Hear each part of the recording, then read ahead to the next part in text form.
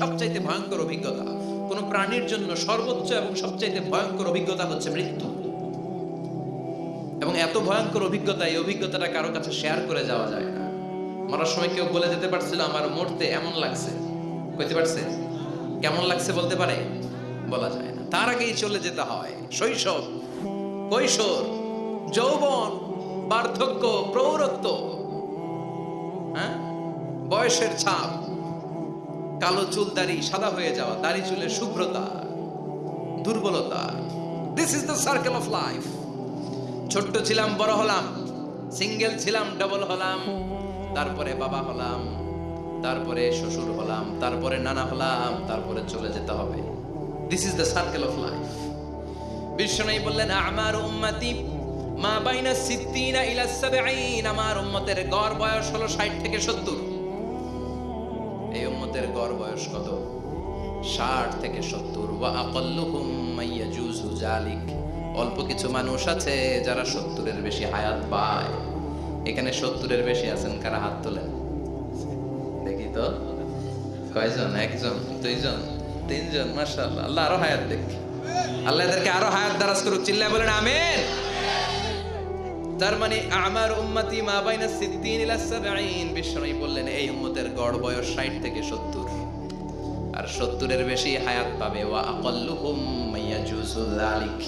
70 এর বেশি পাবে হাতে গোনা, গুনে বের করে ফেলা যায় একজন, দুইজন, তিনজন। বাকি সব 60 এর আগে নাই। ঠুস। চিল্লায় এখন ঠিক কিনা? বাংলাদেশের গড় হায়াত কত মানুষের? 60। বিশ্বনবীর কথার সাথে মিলে গেছে। চিল্লায় পড়েন সুবহানাল্লাহ। এই জন্য বিশ্বনবী বলেন এই যে মুরব্বীদের দাড়ি পাকে, এই যে রাস্তায় অ্যাক্সিডেন্ট হয়, এই যে ক্যান্সারে আক্রান্ত হয়ে লোকজন মারা যায়, তারপরেও কি টনক নড়ে না? এরপরেও কি বিবেকে ধরে না যে তোমাকে চলে যেতে হবে? আকসিরু যিকরা হাযিমিল লাযযাত। জীবনের সব স্বাদকে পানসা করে দেয় ওই মরণকে স্মরণ করো। মরণকে স্মরণ করলে জাহান্নাম বরণ করা লাগে না। চিল্লায় বলেন ঠিক কিনা? আবার আল্লাহ বললেন এ গোলাম, স্পেশাল একজন ফেরেশতা আমি মরণের জন্য সিলেক্ট করলাম, নাম মালাকুল মাউত। তাকে আমরা আজরাইল বলে চিনি। এই মালাকুল মাউত তার বাহিনী নিয়ে নির্ধারিত টাইমে গোটা বিশ্বের সব মানুষের রূহ কবজ করে। অন টাইম নাকি দেরি করে? মালাকুল মাউত আগেও আসে না, পরেও আসে না। সুবহানাল্লাহ পড়েন। সাইয়েদনা সুলাইমান আলাইহিস সালামের জামানাতে ওনার এক ওয়াজির ছিল, মন্ত্রী। ওই মন্ত্রীকে নিয়ে উনি বৈঠক করতেন। ওনার সময় উনি মালাকুল মাউতের সাথে বৈঠক করতেন। শুনতেছেন? আপনাদের মনোযোগ আছে তো? উনি বৈঠকে বসেছেন, মালাকুল মাউতও বসা, ওয়াজিরও বসা। হঠাৎ মালাকুল মাউত ওয়াজিরের দিকে বড় বড় চোখ করে তাকাচ্ছে। বড় বড় চোখ করে তাকানোতে ওয়াজির ভয় পেয়েছে। হঠাৎ মালাকুল মাউত চলে গেল। ওয়াজির বলে ও সুলাইমান আলাইহিস সালাম, এই যে লোকটা বড় বড় চোখ করে আমার দিকে তাকালো, এটা কে? সাইয়েদনা সুলাইমান বলে হাদা মালাকুল মাউত। যে বর্ণনাটা বলছি এটা হাদিস না, এটা হচ্ছে ইসরাইলিয়া, জিউস ট্র্যাডিশন। কোরআন হাদিসের সাথে কোনো দ্বন্দ্ব নাই, তাই বর্ণনা করা যাবে। বিষ্ণু বলেছেন বাল্লিগু আন্নি ওয়ালাউ আয়া। আবার বলেছেন ওয়া হাদিসু আন বনি ইসরাঈল ওয়ালা হারাজ। বনি ইসরাইলের ট্র্যাডিশন বর্ণনা করো, জিউস ট্র্যাডিশন বর্ণনা করো, এতে কোনো সমস্যা নাই। ওয়াজির বলে ও সাইয়েদনা সুলাইমান, বড় বড় চোখ করে যে তাকালো লোকটাকে? সাইয়েদনা সুলাইমান বলে হাদা মালাকুল মাউত, এটা মৃত্যুর ফেরেশতা। ওয়াজিরের কলিজায় পানি নাই। এটা কি ফেরেশতা? শুনে তো বিলে চমকে গিয়েছে। কয় কি? মালাকুল মাউত তো আমার চিনে ফেলাইছে, বাড়ি চিনে ফেলছে, আমার খবর আছে।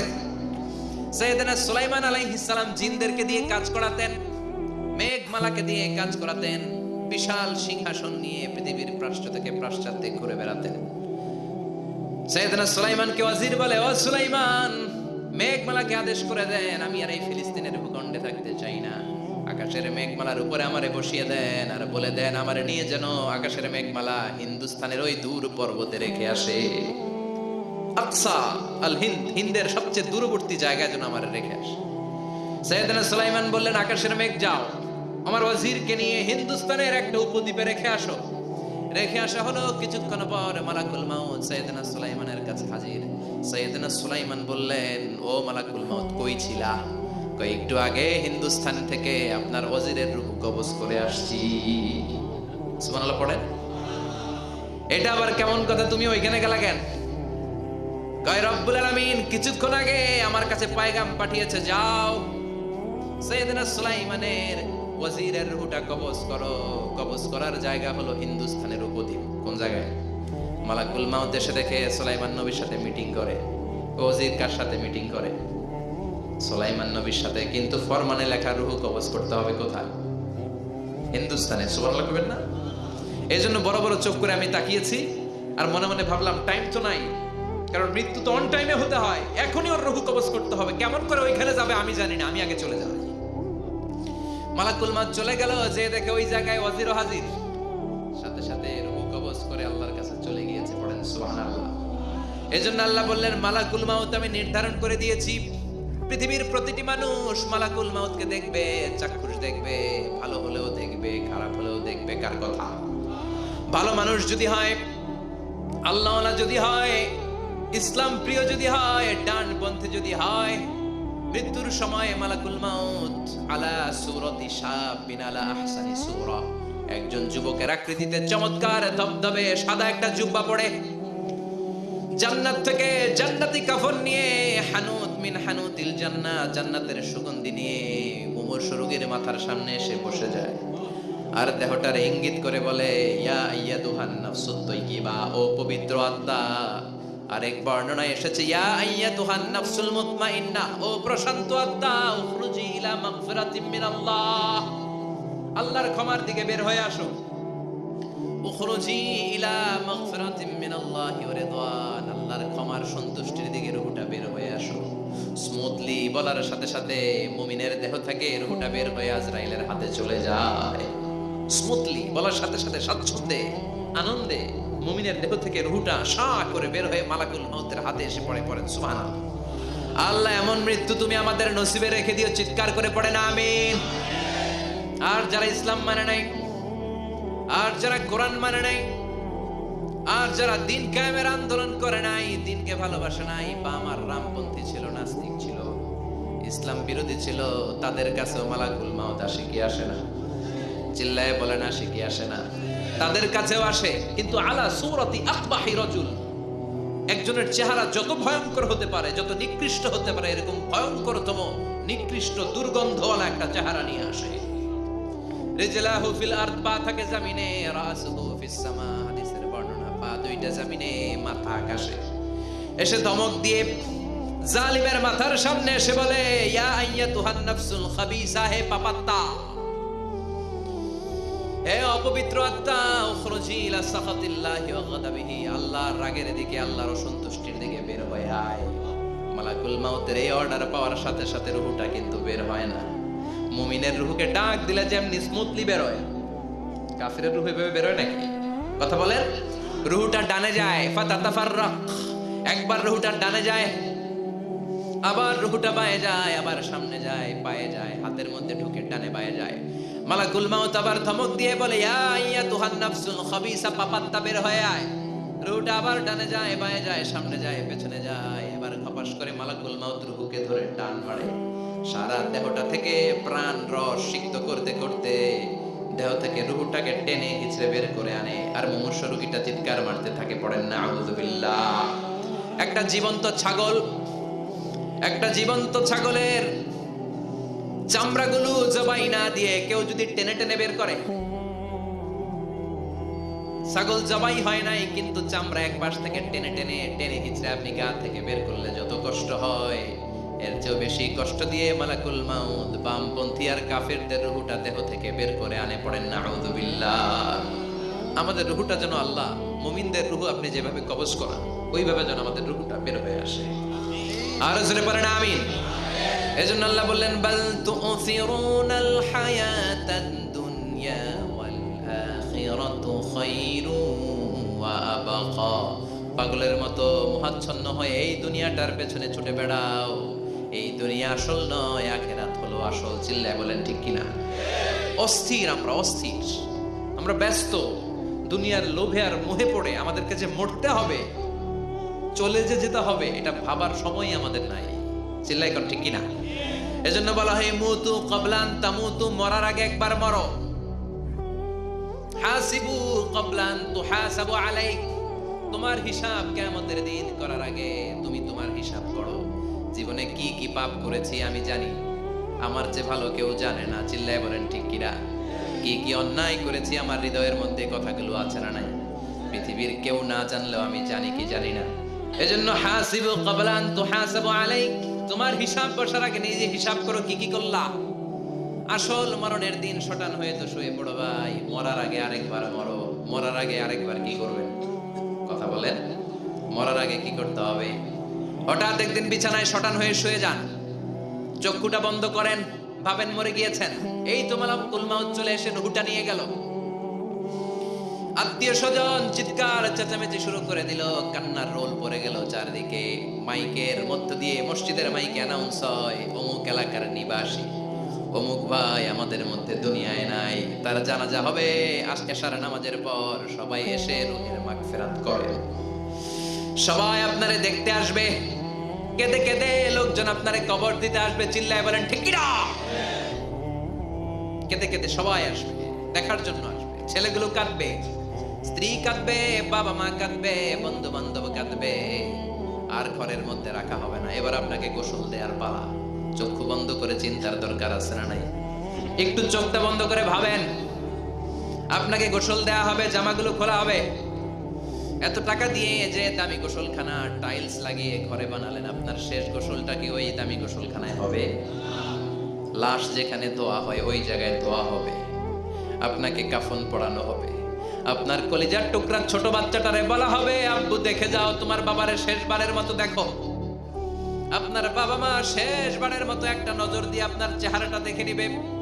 বন্ধু বান্ধবরা শেষবারের মতো একবার আপনারে দেখে নিবে। জানাজার জায়গায় নেওয়া হবে। হবে না এই ঘটনাটা আমাদের? হ্যাঁ, হবে কিনা? হাজার হাজার মানুষ শেষ বিদায় দেওয়ার জন্য আসবে। চারটা তাকবীর দিয়ে ইমাম নামাজ শুরু করবে। আল্লাহু আকবার, আল্লাহু আকবার, আল্লাহু আকবার, আল্লাহু আকবার বলে নামাজ শুরু করবে। নামাজ শেষ। এবার পালকিতে করে কবরে যাওয়ার পালা। যেতেই হবে, যেতেই হবে। পালকিতে করে লোকজন নিতে শুরু করবে। কবরস্থানের ওই জায়গায় যেখানে মানুষ বছরে মানুষ না মরলে যায় না, ওই গহীন নিঝুম কবরস্থানে ঢুকানো হবে। পালঙ্ক থেকে নামিয়ে আপনার জন্য করে রাখা আগ থেকে কবরটার মধ্যে শুইয়ে দেয়া হবে। উপরে বাঁশ দিয়ে ছাউনি, শেষবারের মতো সবাই দেখে বাঁশের ছাউনির উপরে মাটি চাপা দিবে। ঠিক কিনা? চলে যাবে সবাই, কেউ নাই, অন্ধকার,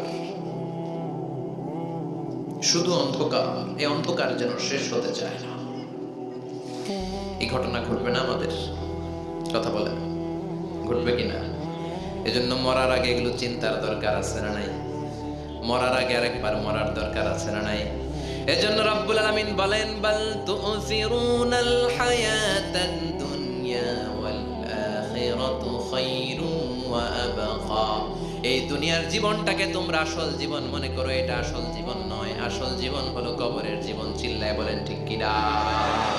এজন্য লাইফটা হলো one time, one chance. Second কোনো চান্স আপনাকে দেয়া হবে নাকি? কাফেররা বলবে, ইয়া রাব্বি আরেকটা সুযোগ দেন। লাউ আন্না লানা কাররা ইয়ানি মাররা, আল্লাহ আরেকটা সুযোগ যদি পেতাম দুনিয়াতে ভালো করে আসতাম।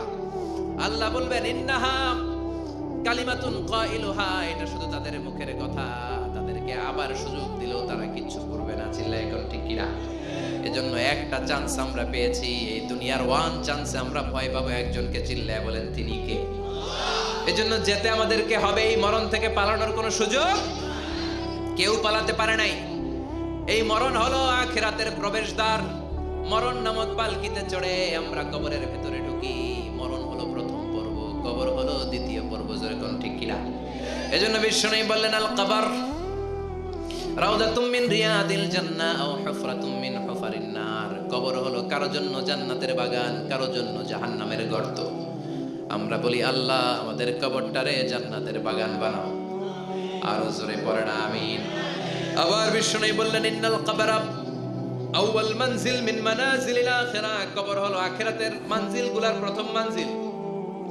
আখিরাতে একটার পরে একটা অনেকগুলো স্টেশন আপনাকে পার হতে হবে। প্রথম স্টেশনটার নাম হলো কবর। প্রথম স্টেশনের নাম কি? এই কবর নামক স্টেশনে যদি আপনি মাফ পেয়ে যান, সামনের সব স্টেশনগুলোতে মাফের ব্যবস্থা করবে কে? আর কবর নামক স্টেশনে যদি ধরা খেয়ে যান, আপনার মায়ের আসানা নাই, লাশটাকে যখন রাখা হয় লাশটা চিনে কে আমারে রাখলো, কে আমাকে ধৌত করলো, কে আমারে কাফন পড়ালো। এই জন্য বিষ্ণু বলেছেন মুমূর্ষের সামনে বসে বসে পড়ো লা ইলাহা ইল্লাল্লাহু মুহাম্মাদুর রাসূলুল্লাহ লাকিনু মাউতাকুম লা ইলাহা ইল্লাল্লাহ। মুমূর্ষের সামনে দাঁড়িয়ে দাঁড়িয়ে পড়ো লা ইলাহা ইল্লাল্লাহ। এই লা ইলাহা হচ্ছে জীবিতদের জন্য কালিমা, আর আমরা মরার পরে এই জিকির করি, ঠিক না?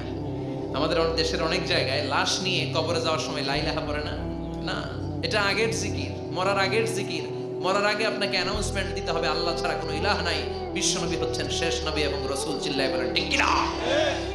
লাশটাকে যখন রেখে দেয়া হয়, বিশ্বনবী যত মানুষকে কবরে রেখেছেন তারপরে দাঁড়িয়েছেন আর বলেছেন ইস্তাগফিরু লিআখিকুম, তোমার ভাইদের জন্য তোমরা দোয়া করো, ফাইন্নাহু আনা ইউসাল, এখনই তাকে কবরে সওয়াল করা হবে। কবরে প্রশ্ন আছে না নাই?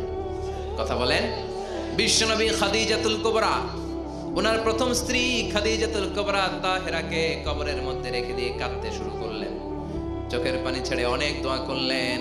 দোয়া শেষে সব সাহাবারা ঘরে ফিরে যায়, বিশ্বনবী যায় না। সাইয়েদনা আবু বকর বললেন, ও নবী চলেন ঘরে যাই। অনেক তো দোয়া করলেন, বিশ্বনবী বললেন, আবু বকর তুমি যাও, আমি যাব না। এইটা সাধারণ মহিলা না, এটা বিপদের দিনের সঙ্গিনী খাদিজা। মক্কায় যখন আমার কেউ ছিল না, খাদিজা আমারে ভুলে নাই। 3 বছর কাফিররা আমাকে জেলখানায় বন্দি রেখেছে, নাম শিয়াবে আবি তালেবের জেলখানা। আমার স্ত্রী ওই জেলখানার জীবনেও আমারে ছাড়ে নাই, আমার সাথে 3 বছর খাদিজাও জেল খেটেছে।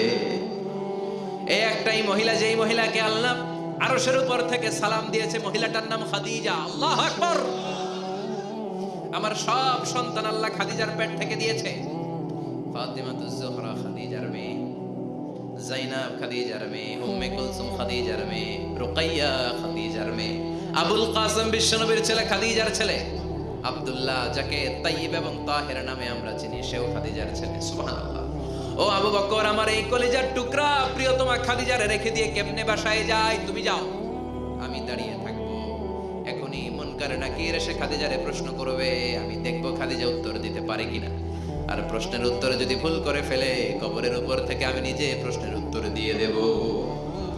সাইয়েদনা জিবরাইল বললেন, নবী আপনার আর দাঁড়িয়ে থাকার দরকার নাই, আবু বকরের সাথে করে চলে যান। আল্লাহ জানিয়ে দিয়েছে খাদিজার কবরের প্রশ্নে যদি কোনো সমস্যা হয়, আরশের উপর থেকে খাদিজার প্রশ্নের জবাব আল্লাহ নিজে দিয়ে দিবে। এজন্য কবরের আযাব থেকে বিশ্বনবী পানাহ চেয়েছেন। বিশ্বনবী বলেছেন, আল্লাহুম্মা ইন্না নাউযু বিকা মিন আযাবিল কবর। ও আল্লাহ, কবরের আযাব থেকে তুমি আমাদেরকে বাঁচাও। পড়েন আমিন। কবরে মুমিনদেরকে 4টা প্রশ্ন করা হবে, কাফিরদেরকে 3টা প্রশ্ন। চিৎকার করে বলেন, মুমিনের প্রশ্ন কয়টা? আর জোরে বলেন। প্রথম প্রশ্ন, মার রব্বুক, তোর রবের নাম কি? আমরা কি বলবো? আল্লাহ আমারে রব, এই রবই আমার সব, দমে দমে তনু মনে তারি অনুভব। আল্লাহ আমারে রব, এই রবই আমার সব। পড়েন আমিন। দ্বিতীয় প্রশ্ন, আমার দিন, উত্তর দিনের নাম কি? ধর্মের নাম কি? তৃতীয় প্রশ্ন, মান হাদার রাজুল, এই লোকটাকে কে? আমরা বলবো মুহাম্মদ সাল্লাল্লাহু। 3টা প্রশ্নের উত্তর যখন আপনি কবরে করে দিতে পারবেন, অতিরিক্ত একটা প্রশ্ন, ওয়ামা ইলমুক, এই যে 3টা প্রশ্নের উত্তর পাল্লা, কেমন করে উত্তর জানলা? কোত্থেকে শিখেছো? নকল করে আনছো কাফনের কাপড়ে? পরীক্ষার হলে নকল আছে না নাই? হাতে নকল আছে না? পায়ে নকল, মুজার ভিতরে নকল আছে না নাই?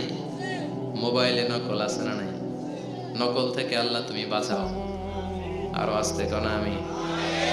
কিভাবে জানলা? কেমন করে 3টা প্রশ্নের উত্তর শিখলা? What is the source of your knowledge?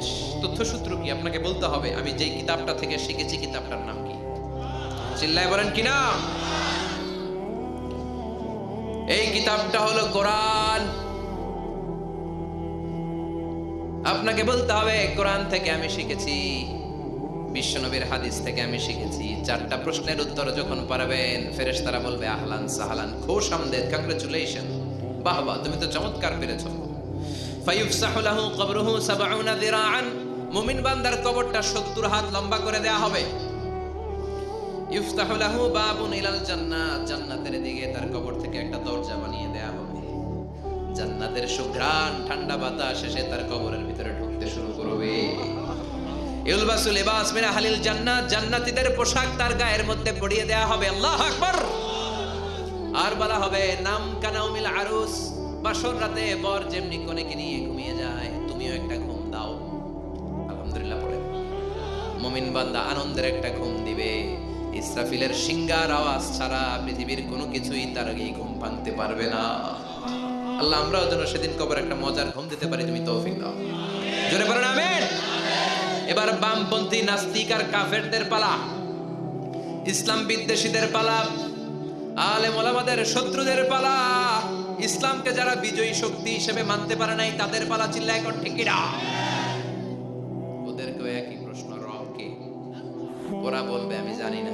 আমাদের উত্তর আল্লাহ। ওরা বলবে আমি কিচ্ছু জানি না, আমি সব ভুলে গেছি, আমার মাফ করে দেন, আমি কিছুই জানি না।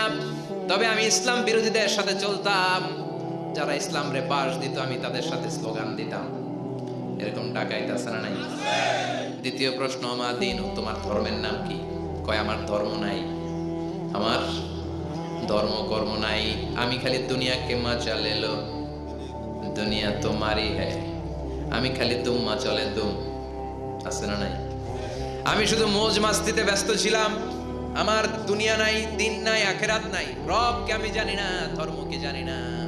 ইসলাম বিরোধী রাজনীতি আমি করতাম, মাও সেতুংয়ের রাজনীতি, কার্ল মার্কসের রাজনীতি, বুশের রাজনীতি, ডোনাল্ড ট্রাম্পের রাজনীতি, বামপন্থীদের রাজনীতি। চিল্লায় এখন ঠিক কিনা? কোনো ধর্ম নাই। এই লোকটাকে চিনো কিনা বলো। বিশ্বনবীর চেহারা দেখিয়ে বলা হবে এই লোকটাকে, কয় জানি না। এরে আমি মানতাম না, এরে আমি গালি দিতাম। এরকম জাহান্নামের নরকীট আর পিতৃ পরিচয়হীন জারদ সন্তান বাংলার দেশেও আছে না নাই? এই মহামানবটাকে গালি দিয়ে পৈশাচিক আনন্দ পায়। পত্রিকায় লিখে, ব্লগের মধ্যে লিখে, ইন্টারনেটে কার্টুন বানিয়ে বানিয়ে পৈশাচিক ফুর্তি করে। এগুলো জাহান্নামের কীট, এগুলো জারদ সন্তান, বাপ মায়ের ঠিক নাই। যে আমার নবীরে যারা গালি দেয়, এগুলোর বাপ মায়ের ঠিক আছে?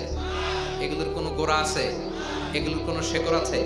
এগুলো আগাছা। চিৎকার করে বলো ঠিক কিনা? বলবে আমি জানি না। ফেরেশতারা বলবে দাঁড়া, আমরা জানি। তোর সাথে কেমন আচরণ করতে হবে আমাদেরকে ট্রেনিং দিয়েছে কে? এবার শুরু হবে মাইর। কি শুরু হবে? কথা বলেন। মাইর। ফায়ুদরাবু বিমাতারিক মিন হাদিদ, লোহার হ্যামার দিয়ে শুরু হবে মাইর। এক একটা হ্যামারের বাড়িতে মাথাটা ফেটে চূর্ণ বিচূর্ণ হয়ে যাবে, দেহটা জমিনের ভেতরে 70 গজ ডুবে যাবে, দেবে যাবে। ওর চিৎকারে কবরস্থানটাও থারথার করে কাঁপবে। আবার জমিনকে বলা হবে ইলতাইমি, চাপা দে। জমিনে ঢুকে যাওয়ার পরে জমিনের এপাশ থেকে একটা চাপা, মাটি চাপা, বাম দিক থেকে মাটি চাপা। দুই চাপায় ডান দিকের পাজর বায়ে চলে যাবে, বাম দিকের পাজর ডানে চলে আসবে। ওর চিৎকারে কবরস্থানটা থারথার করে কাঁপবে। আল্লাহ, এই ধরনের পরিস্থিতি থেকে তুমি আমাদেরকে বাঁচাও। আর ও চিৎকার করে করে বলে না আমি। এই জন্য কবরের এই প্রস্তুতি নেওয়ার দরকার আছে না নাই? কোরআনের পক্ষে থাকার দরকার আছে না নাই? ইসলামের পক্ষে থাকার দরকার আছে না নাই? ইসলামী আন্দোলনের সাথে থাকার দরকার আছে না নাই? ইসলামের বিজয় চাওয়ার দরকার আছে না নাই? যে লোক ইসলামের বিজয় চায় না, যে লোক চায় না ইসলাম দিয়ে দেশ শাসিত হোক, যে লোক চায় না কোরআনটা সংসদ ভবনে নেতৃত্ব দেয়, তার অন্তরে ঈমান থাকতে পারে নাকি? এই জন্য মৃত্যু থেকে যতই পালিয়ে বেঁচে থাকতে পারবা নাকি? পারা যাবে? চিল্লায় বলেন। কোন নবীরা পারছে? আদম আলাইহিস সালাম মৃত্যু থেকে বেঁচে গেছে না? মরছে? কথা বলেন না। উনি পৃথিবীর একমাত্র মানুষ যিনি জানতেন যে উনি কতদিন বাঁচবেন। সুবহানাল্লাহ পড়েন। উনি জানতেন উনি কতদিন বাঁচবেন।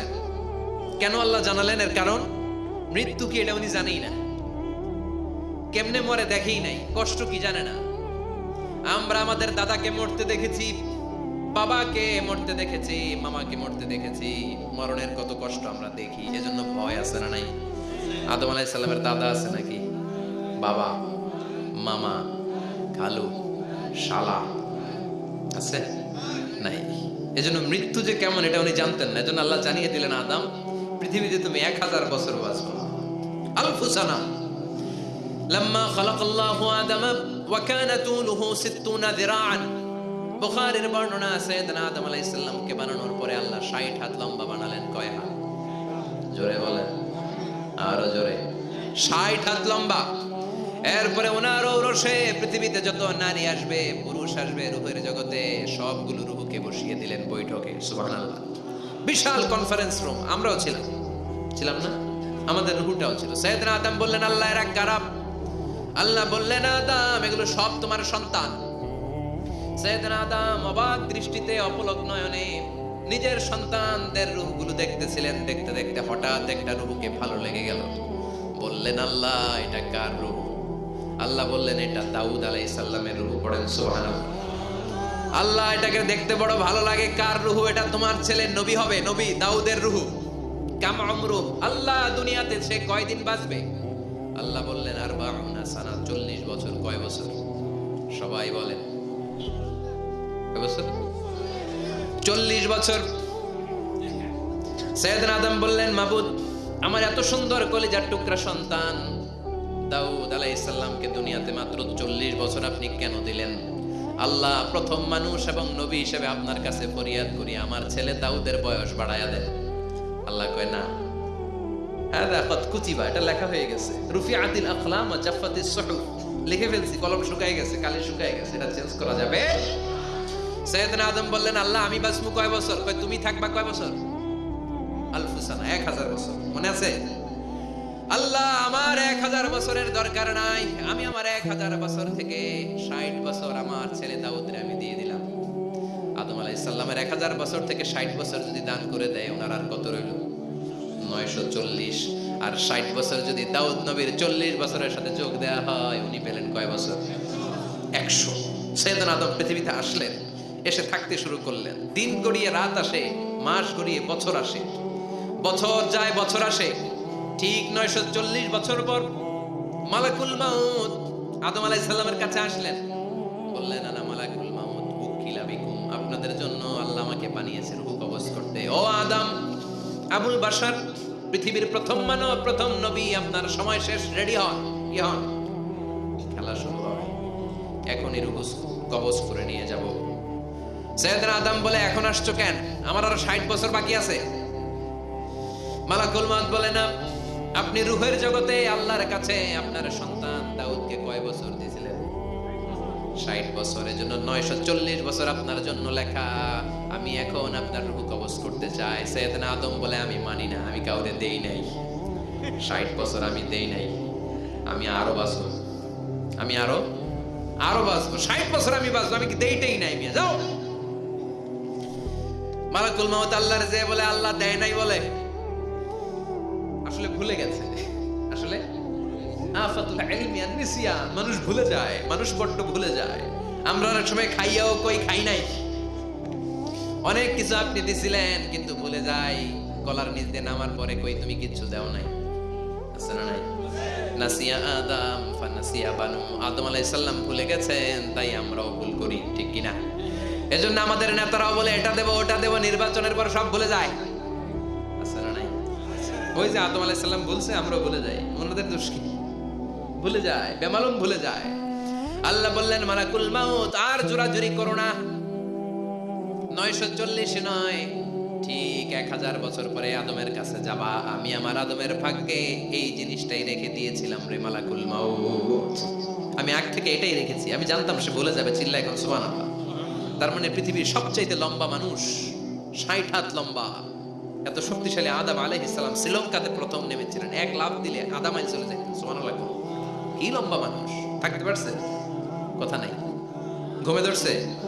শেষ করে দেই। হ্যাঁ, আর কয়েক মিনিট চলবে? চলবে। তাকবীর দেন, লিল্লাহি তাকবীর। আদম আলাইহিস সালাম চলে গেলেন। ওনার পরের নবী ইদ্রিস আলাইহিস সালাম, উনি মরে নাই। ইদ্রিস আলাইহিস সালাম মরছে। কে বলছে? উনিও মরেছেন। তবে ওনার মৃত্যুর আজীব এক ঘটনা আছে, অনেক লম্বা কথা। এক ফেরেশতার সাথে ওনার বন্ধুত্ব হয়েছিল। বলেছিলেন, আমি আকাশ দেখতে চাই, আল্লাহর কাছে অনুমতি চাই। আল্লাহ বলল, ঠিক আছে, ইদ্রিসকে আকাশে ঘুরাও। প্রথম আকাশে খুললেন, দ্বিতীয় আকাশে খুললেন, তৃতীয় আকাশে খুললেন, চতুর্থ আকাশে খুললেন। ইন দ্য মিন টাইম চতুর্থ আসমানে মালাকুল মাউত পৃথিবীর দিকে নেমে আসছিল। ওই ফেরেশতা বলে মালাকুল মাউত আপনি কই যান? মালাকুল মাউত বলে একটু আগে আল্লাহ ফরমান জারি করেছে চতুর্থ আসমানে আমার নবী ইদ্রিসের রূহ কবজ করো। সুবহানাল্লাহ।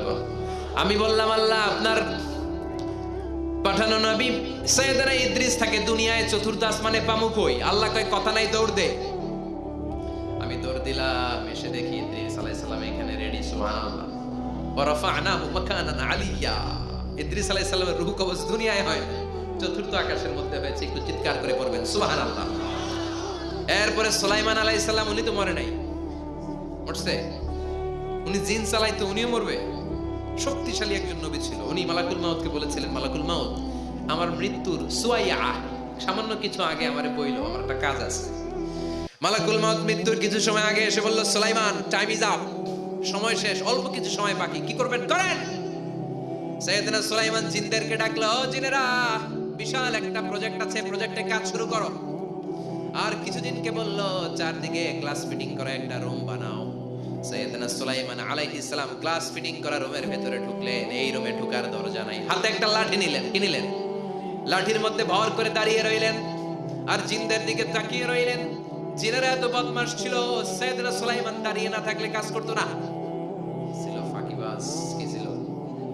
দাঁড়ায় না থাকলে আজও লোকজন কাজ করতে চায় না, ঠিক কিনা? মালিক দাঁড়ায় থাকলে ঠিকই কাজ হয়ে যায়। সুলাইমান আলাইহিস সালাম লাঠির মধ্যে ভর দিয়ে দাঁড়িয়ে রইলেন আর বললেন কাজ করো। জিনেরাও কাজ শুরু করলো। ওদিকে মালাকুল মাউত এসে বলে, ও সুলাইমান সময় তো শেষ। সুলাইমান বলে সমস্যা নাই, রূহ কবজ করো। উনি লাঠির মধ্যে ভর দিয়ে দাঁড়িয়ে রইলেন। গ্লাস ফিটিং করা রুমের ভিতরে কোরআন সাক্ষী।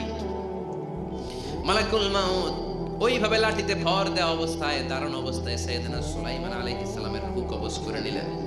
উনি এমন ভাবে দাঁড়িয়েছেন, রূহ চলে গেল, লাশ হয়ে দাঁড়িয়ে রইলেন। লাঠির মধ্যে দাঁড়িয়ে আছেন, জমিনের মধ্যে লুটিয়ে পড়ে নাই। সুবহানাল্লাহ।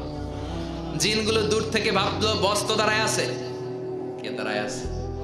জিনেরা মনে করছে বস দাঁড়ায় আছে, কাজ করতে হবে। করতে করতে পুরা প্রজেক্টের কাজ শেষ। ইন দ্য মিন টাইম ঝিঝি পোকা, উই পোকা, যেই পোকা কাঠ খেয়ে ফেলে, এই কাঠ খাওয়ার পোকা সুলাইমান আলাইহিস সালাম লাঠির ভেতরে ঢুকে লাঠিও খেয়ে ফেলেছে। সাইয়েদনা সুলাইমান আলাইহিস সালাম ধপাস করে জমিনে পড়েছে। আর জিনেরা কয় হায় হায়, খালি খালি কাম করছে এতদিন। সুবহানাল্লাহ কইবেন না? সুলাইমান আলাইহিস সালাম বাঁচতে পারেন, চলে গেলেন। মুসা আলাইহিস সালাম মরছে, উনি মরবে কেন? উনি তো খালি মারে। মরছে এক থাপ্পড়ে ফেরাউনের বাবুর্চি নাই। মুখের আগে হাত চলতে কয়েকজন, এর মধ্যে মুসা আলাইহিস সালাম আছে না নাই? মালাকুল মাউত মানুষের আকৃতিতে অনুমতি না নিয়ে ঘরের ভেতরে ঢুকে গেল। ঢুকে বলে আনা মালাকুল মাউত, আমি মৃত্যুর ফেরেশতা। তো কি চাও? জিতু আন আকবাদা রূহাক, আপনার রূহ কবজ করতে আসছি। কিন্তু মুসা আলাইহিস সালাম দেখতেছেন দিব্যি একজন মানুষ, কি দেখে? আবার সালাম দেয় নাই, অনুমতি নিয়েও ঢুকে নাই। অমিয়া অনুমতি নিয়ে ঘরে ঢোকার দরকার আছে না নাই? মুসা আলাইহিস সালামের মেজাজ বড় গরম। উনি বললেন কি করবি? কয় আপনারে মারবো। কয় এদিকে আয়। মালাকুল মাউত মনে মনে ভাবে এতদিন সব মানুষগুলো আমারে দেখলে দিত দৌড়, আজকে মনে হয় আমারে দিতে হবে দৌড়। এক পা আগায় দুই পা পেছায়, সাহস করে সামনে গেলেন। আবার মুসা আলাইহিস সালাম দিলেন এরকম থাপ্পড়। ফাসাক্কাহু ফাফাকু আইনা, বুখারীর বর্ণনা। এক থাপ্পড়ে চোখ নাই। ঠিকই মালাকুল মাউত দৌড়, এক দৌড়ে আল্লাহর কাছে। আল্লাহ বললেন রাখো, এটা মুসা আলাইহিস সালাম, তার মেজাজ বড্ড গরম, আমাকে কথা বলতে হবে। আল্লাহ বললেন মুসা, বুখারীর বর্ণনা, গরুর পিঠের উপর হাত রেখে দাও। রাখা হলো। তোমার হাতের নিচে গরুর যত পশম, প্রত্যেক পশমের বিনিময়ে এক এক বছর করে হায়াত বাড়িয়ে দিলাম। মুসা আলাইহিস সালাম অনেক চালাক না, উনি বললেন আল্লাহ আমার হাতের নিচে যদি গরুর 2000 পশম থাকে, তার মানে 2000 বছর হায়াত বাড়িয়ে দিলেন। কিন্তু এক্সট্রা হায়াত যখন শেষ হয়ে যাবে এরপরে কি হবে? আগে ওইটা বলেন। আল্লাহ বললেন সুমাল মাউত, তারপরে তো মুসা মরতেই হবে, আসতেই হবে। সাইয়েদনা মুসা আলাইহিস সালাম বললেন ফাল আনা, তাহলে আর দেরির দরকার নাই, এখনই আমি আপনার কাছে চলে যেতে চাই। মালাকুল মাউত মুসা আলাইহিস সালামের রূহ নিয়ে উড়াল দিলেন। সুবহানাল্লাহ। বাঁচতে পারছে? বিশ্বনবী মরে নাই, উনি ইন্তেকাল করেছেন। চিল্লায় এখন ঠিক কিনা? ইন্তেকালের আগে বিশ্বনবী প্রচন্ড অসুস্থ হলেন। মা আয়েশারে ডেকে বললেন, আয়েশা মনে হয় আমি বাঁচবো না। ওই যে খায়বার বিজয়ের দিন, খায়বার দুর্গ বিজয় করার পরে এক ইহুদি মহিলা আমারে দাওয়াত দিয়েছিল। ওই দাওয়াত খেতে যাওয়ার পরে গোশতের মধ্যে বিষ মাখানো হয়েছিল রে আয়েশা। ওই বিষ মাখানো খাসির গোশত খেয়ে যে ব্যথা আমার পেটে উঠেছিল, আজ আবার সেই ব্যথা উঠেছে। বিশ্ব নবী ওই বিষ খাওয়ানো গোশতের কারণে ইন্তেকাল করেছেন, তার মানে বিশ্ব নবী শহীদ। জামা আল্লাহু বাইনান নুবুওয়া ওয়াশ শাহাদা, আল্লাহ বিশ্ব নবীকে শুধু নবী বানায় নাই, শহীদ হিসেবে কবুল করেছেন। সুবহানাল্লাহ কবেন না? প্রচন্ড অসুস্থ, উনি ছাড়া মসজিদে নববীতে কেউ ইমামতি করার সাহস পায় না। বিষ্ণুই বললেন আবু বকর তুমি যাও, আবু বকরও যায় না। বিষ্ণুই বললেন পানি আনো, বিষ্ণুনবী পানি দিয়ে ওযু করলেন, ওযু করে কয়েকজন সাহাবীকে ধরে উঠতে চাইলেন, আবার ধপাস করে বেহুশ হয়ে পড়েছেন। বিষ্ণুনবী উঠতে পারে না, আবার বললেন ঠান্ডা পানি আনো, পানির ভেতরে বিষ্ণুনবী দুই হাত ঢুকিয়ে দিয়ে ঠান্ডা ভিজা হাত দিয়ে চেহারার মধ্যে মাসে করলেন আর বললেন ইন্নালিল মাউতি লা সাকারাত, হায়রে মৃত্যুর কি যন্ত্রণা, হায়রে মৃত্যুর যে কি কষ্ট। ও মিয়া বিশ্বনবী যদি মৃত্যুর কষ্টে কাতরায়, আমাদের অবস্থা কি? আমাদের নসিবে কি আছে? আল্লাহ তুমি বাঁচাও, পড়ে না আমি। বিশ্বনবী কাঁদছেন, সাহাবারা একের পর এক দেখতে আসে, কান্নার রোল পড়ে গেল চারদিকে। বিশ্বনবীর কলিজার টুকরা নয়নের পুটুলি সাইয়্যিদাতুনা ফাতিমা বিশ্বনবীর কান্না সহ্য করতে পারে না। বিশ্বনবীকে ধরে মা ফাতিমা সাইয়্যিদাতুনা ফাতিমা বিলাপ করা শুরু করে দিলেন, চিৎকার দিয়ে কান্নাকাটি শুরু করে দিলেন আর বললেন ওয়া কুরবাবা, ওয়া কুরবাবা, হায় হায় আমার বাবার কি কষ্ট, আমার বাবার কি কষ্ট হচ্ছে। বিশ্বনবী বললেন ফাতেমা তুমি কেঁদো না, আমার কষ্ট আজকের পরে আর থাকবে না, আজকে তোর বাবার সব কষ্ট বন্ধ হয়ে যাবে।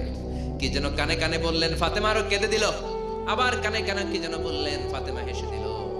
বিশ্বনবীর ইন্তেকালের অনেক পর মা আয়েশার কাছে ফাতেমা বললেন আমি যখন প্রথমে কেঁদেছিলাম আব্বা বলেছিল আমি আর বাঁচব না রে ফাতেমা, আবার কানে কানে একটা কথা বলার পরে হেসেছিলাম, আব্বা বলেছিল আমার পরে আমার পরিবার বর্গের মধ্য থেকে সর্বপ্রথম তোমার সাথে আমার দেখা হয়ে যাবে রে ফাতেমা। অল্প কয়েক মাসের ব্যবধানে সাইয়্যিদাতুনা ফাতেমা উনিও ইন্তেকাল করলেন। বিশ্বনবী শোয়া থেকে উঠতে পারে না, এক সাহাবীকে দেখলেন মেসওয়াক করছে, বিশ্বনবী মেসওয়াকের দিকে তাকিয়ে রইলেন, বিশ্বনবীর নিথর দেহটা পড়ে আছে। আয়েশারা যে বলবে আয়েশা মেসওয়াক দাও, বলতে পারে না। মা আয়েশা বুঝতে পেরে মেসওয়াক আনলেন, বিশ্বনবীকে মেসওয়াক করিয়ে দিলেন। এবার বিশ্বনবী বললেন ও আবু বকর শোনো, আল্লাহ আমাকে অপশন দিয়েছে। কি দিয়েছে? আল্লাহ বলেছে নবী আজীবন থাকতে চাইলে থাকেন, আর আসতে চাইলে চলে আসেন। আমি থাকতে না যে আল্লাহর কাছে চলে যাওয়ার ইচ্ছা করলাম। সাইয়েদনা আবু বকর কান্না জুড়ে দিলেন। বিশ্বনবী বললেন আসসালাত আসসালাত, ও আমার উম্মতেরা নামাজ তরক করো না। ইন্তেকালের আগে বললেন নামাজ ছেড়ে দিও না, আর বললেন ওমা মালাকাত আইমানুকুম, তোমাদের অধীনস্থ কর্মচারীদের সাথে খারাপ আচরণ করো না, খাম শুকানোর আগে পয়সা দিয়ে দিও। আর হাত দুটো উঁচু করে বললেন আল্লাহুম্মা ইলার রাফিকিল আলা, ও আল্লাহ আমি আপনার কাছে যেতে চাই। এই কথাটা বলে বিশ্বনবীর হাত দুইটা থপাস করে জমিনে পড়ে গেল, বিশ্বনবীও চলে গেলেন। থাকতে পেরেছে কেউ? চিল্লায় বলেন। এজন্য আমরা আল্লাহর কাছে ঈমানি মৃত্যু চাই। কি মৃত্যু? আমরা উত্তম মৃত্যু চাই। চিল্লায় বলেন কি মৃত্যু? এজন্য মরণের আগে ঈমান নিয়ে মরার দরকার আছে না নাই? বিশ্বনবী দোয়া করতেন আল্লাহুম্মা রযুকনা হুসনাল খাওয়াতিম, ও আল্লাহ আমাদের শেষটা যেন ভালো হয়। শেষ কথা বলি, এদিকে তাকান, মনোযোগ আছে?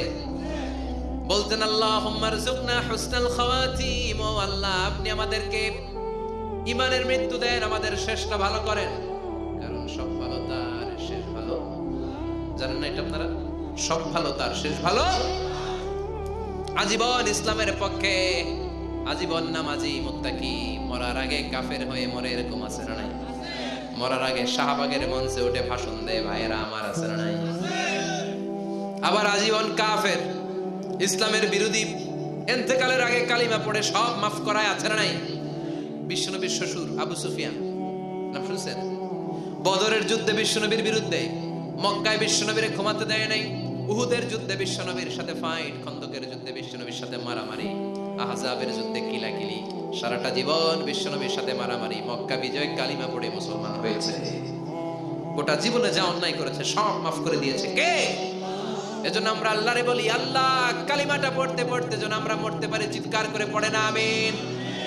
জিহাদের ময়দানে এক সাহাবা যুদ্ধ করতে লাগলেন। বুখারীর বর্ণনা, যুদ্ধ করতে করতে কাফেরদেরকে মারতে মারতে, হাদিসের ভাষ্য লা ফাযা ওয়ালা শাযা ইল্লা ইয়াদরিবুহা বিসাইফি, তার সামনে যত কাফের আসে সে কুচুকাটা করে, অন্য সাহাবীরা খুশি হয়ে যায়। অন্য সাহাবীরা বলে আজকের সব সওয়াব এই সাহাবী পেয়ে যাবে। কিন্তু বিশ্বনবী হঠাৎ করে একটা কথা বললেন, ওই কথা শুনে সাহাবীরা অবাক। বিশ্বনবী বললেন হুয়া ফিন্নার, ও জাহান্নামে যাবে। কই যাবে? জিহাদের ময়দানে এক মুজাহিদ সাহাবী কাফিরদেরকে মেরে শেষ, কিন্তু বিশ্বনবী বললেন কই যাবে? কথা কয় না। এক সাহাবী কয় ঘটনা কি? এত বড় মুজাহিদ ফি সাবিলিল্লাহ কেন জাহান্নামে যাবে? আমি লুকিয়ে লুকিয়ে দেখি। লুকিয়ে লুকিয়ে ওই সাহাবী দেখে মুজাহিদ সাহাবী যুদ্ধ করতে করতে কাফিরদের বিশাল একটা ঘাটির ভেতরে ঢুকে গেল। মারতে মারতে মারতে মারতে হঠাৎ এক কাফেরের আঘাতে এই মুজাহিদ সাহাবীর ডান হাতটা কাটা পড়ে গেল। এবার ডান হাত দিয়ে ফিনকি দিয়ে রক্ত বের হতে শুরু করলো। মুজাহিদ সাহাবী আর যন্ত্রণা সহ্য করতে পারে না। যন্ত্রণা সহ্য করতে না পেরে কাতরাতে কাতরাতে নিজের হাতের ছুরিটাকে জমিনের মধ্যে কেটে দিয়ে ছুরির উপরে ছাপিয়ে পড়ল। পেটের এই দিক দিয়ে ঢুকে ওপাশ দিয়ে বের হয়ে গেল, এফার ওপার হয়ে গেল, মানে আত্মহত্যা করলো। ঠিক কিনা? জাহান্নামী না? কথা কও। লুকিয়ে লুকিয়ে যে সাহাবা দেখেছে চিৎকার দিয়ে বিশ্বনবীর কাছে যেয়ে বলে আশহাদু আন্নাকা রাসূলুল্লাহ, ও নবী আপনি যে আসল নবী, কোনো সন্দেহ নাই। আমি লুকিয়ে লুকিয়ে দেখেছি ওই মুজাহিদ সাহাবা বেঁচে নাই, সে কাফেরের আঘাতে শহীদ হয় নাই, নিজের পেটে নিজে ছুরি ঢুকিয়ে আত্মহত্যা করেছে। আজীবন বিশ্বনবীর সাথী, মরার আগে জাহান্নামী। আমরা কেউ জানি না আমাদের শেষটা কেমন হবে, এজন্য আমাদের শেষটা ভালো হোক। Very sensitive issue. আমাদের শেষটা ইমানের হোক। এখন যেমনি মাথা ঠিক আছে, বুদ্ধিমত্তার সাথে শাহাদাত বাক্যের উপর যেন আমরা মরতে পারি, আমরা পড়ি আমিন। চিল্লায় পড়েন আমিন। কি করে বুঝবেন মৃত্যুটা ভালো হলো? এক নাম্বার আলামত আন-নুতকু বিশ-শাহাদা। মরার আগে আওয়াজ করে জিকির করে কেউ যদি পড়তে পারে লা ইলাহা ইল্লাল্লাহু মুহাম্মাদুর রাসূলুল্লাহ সাল্লাল্লাহু, এটা হচ্ছে আলামাতু হুসনিল খাতিমা। আপনার মৃত্যুটা যে ভালো মৃত্যু হয়েছে এটার আলামত। কি মৃত্যু? সবাই বলেন ভালো মৃত্যু আমরা চাই কি চাই না? ভালো মৃত্যুর এক নাম্বার আলামত কালিমা পড়ে যদি মরতে পারে। বিশ্বনবী বলেন মান কানা আখিরু কালামিহি লা ইলাহা ইল্লাল্লাহ, যে ব্যক্তির সর্বশেষ কথাটা হবে, বাক্যটা হবে লা ইলাহা ইল্লাল্লাহ, দাখালাল জান্নাহ, সে জান্নাতি হয়ে যাবে। সুবহানাল্লাহ পড়েন। এরপরে বিশ্বনবী বললেন আল মুমিনু ইয়ামুতু বিজাবিন ইরকিল জাবিন, মুমিন যখন মারা যায় তার কপাল ঘেমে যায়। সুবহানাল্লাহ পড়েন। হাত ঘামে না, পা ঘামে না, মুমিনের কপাল ঘামে। সুবহানাল্লাহ। এজন্য কেউ মারা গেলে কপালের মধ্যে হাত দিবেন, দেখবেন ওই ঘামের মধ্যে একটা জান্নাতি ঘ্রাণ আছে। সুবহানাল্লাহ। আল্লাহ আমরা যখন মরে যাব আমাদের কপালটা যেন এরকম ঘেমে যায়। আমিন পড়েন আর জোরে আমিন। আল মুমিনু ইয়ামুতু বিআরাকিল জাবিন, মুমিন মারা গেলে তার কপাল ঘামে। কপাল ঘামলে বুঝতে হবে এটা ভালো মৃত্যু, ঈমানি মৃত্যু। চিল্লায় বলেন ঠিক কিনা?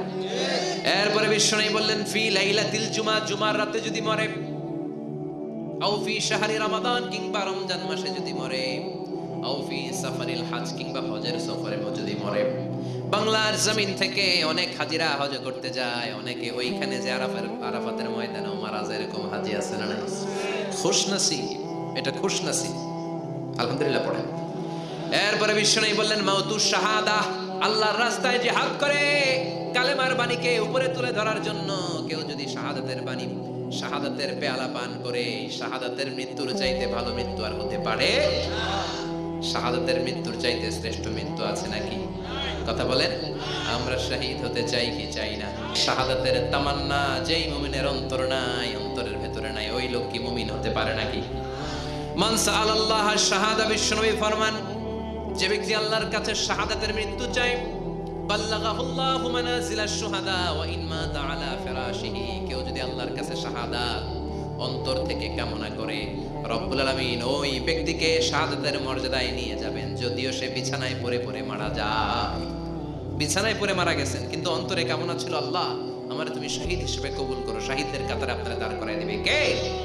ওমরে ফারুক বলতেন আল্লাহুম্মা আরযুকনা শাহাদাতান ফি সাবিলিক, ও আল্লাহ আপনি আমারে আপনার রাস্তায় শহীদ হিসেবে কবুল করেন। ওয়ারযুক মাউতি ফি হারামি রাসূলিক, পৃথিবীর কোন শহরে মরতে চাই না, বিশ্বনবীর শহর মদিনা শহরে আমার মৃত্যু কবুল করেন। ওমরে ফারুক কই মরছে? কথা কও। ফজরের জামাতে ইমামতি করতে গিয়েছেন। মাওলাল মুগীরা আবু লুলু আল মাজুসি মাওলা আল মুগীরার আঘাত